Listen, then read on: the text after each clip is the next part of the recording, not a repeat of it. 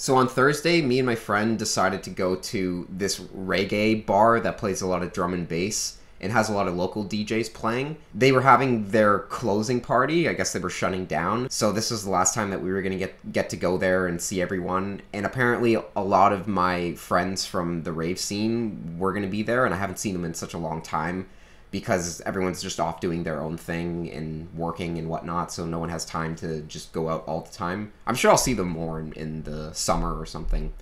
But at this reggae party bar thing that plays drum and bass, I came by someone who I haven't seen in 2013 or since 2013. Actually, you know what? The experience that she told me was from 2013, but I've actually seen her again at 2015. But it's been a very long time, and we got a lot of catching up and whatnot. She's actually a lot shorter than I remember, I guess because maybe I've gotten a bit taller, so she was even smaller than I originally imagined, which was funny. And she still has colored hair and stuff.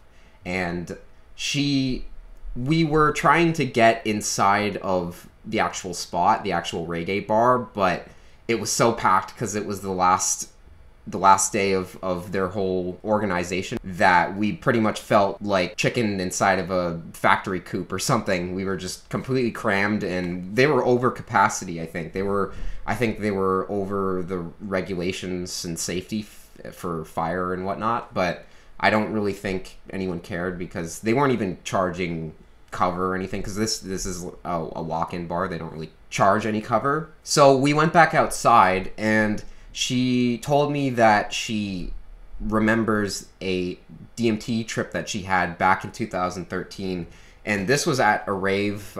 It was at a free rave because a lot of my friends end up planning events and then just pick a spot, and then they set up all the DJ booth and whatnot, and everyone has a party. So on this one was she remembers that it was under a bridge, but it was in an area that was more, I wouldn't say foresty, but there was more bushes and more greenery around.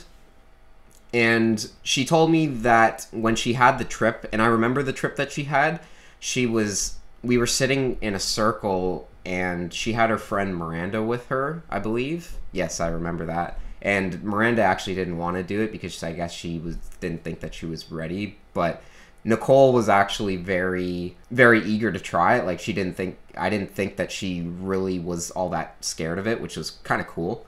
And she told me she didn't really explain exactly what she saw in back in 2013. I don't remember if she actually explained it to me, but she told me this time what happened. And it's funny, she's a lot more extroverted and outgoing, I find. I remember her being more reserved and more, I guess, calmer and quieter, but it's cool. I like how upbeat she is. She looks like she's happy and stuff.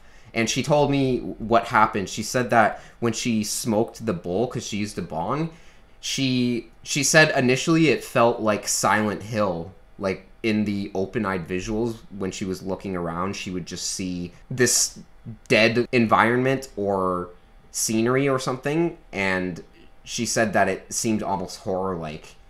And then she told me that she closed her eyes, and this was what freaked me out. She actually reported seeing the checkered patterns, and for a minute I thought she was messing with me and she might have seen my videos somehow, but that's unrealistic. I doubt she's seen it or whatever.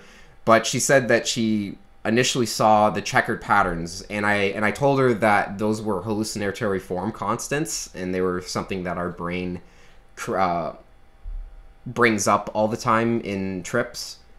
And the reason for that I don't think we know exactly, but the thing that blew my mind the most is that she then said that she saw something called the TERRIFIER, and this is a Netflix horror movie guy similar to Mike Myers and Jason, and this demon clown thing apparently goes around murdering things, and he has this grin that's very scary. And I was talking about how the grin is very common, the tryptamine grin, I call it, and she said that she saw this TERRIFIER clown when she was closing her eyes and she was seeing all these funhouse mirrors, and then in the last mirror she said that the TERRIFIER guy with the grin was there.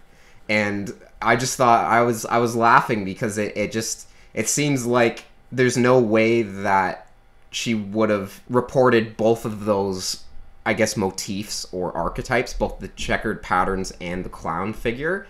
I don't really know exactly why she was able to experience that as well, because as you guys know, everyone else is reporting that kind of stuff. So I just thought it was mind-blowing that out of all of the things that she could have saw, she saw that and reported it. She told me she wanted to try it again, and I told her that it's better to do it alone in silent darkness, preferably in your bed and whatnot, so you can just blow it out the window and then lie down and actually get into a meditative state. And she agreed that that's probably the better way of doing it. So she told me that she's gonna plan to have another experience. So I'm definitely gonna ask her what she sees next, because I'm hoping that she's gonna see more interesting things that kind of tie into what I've been talking about.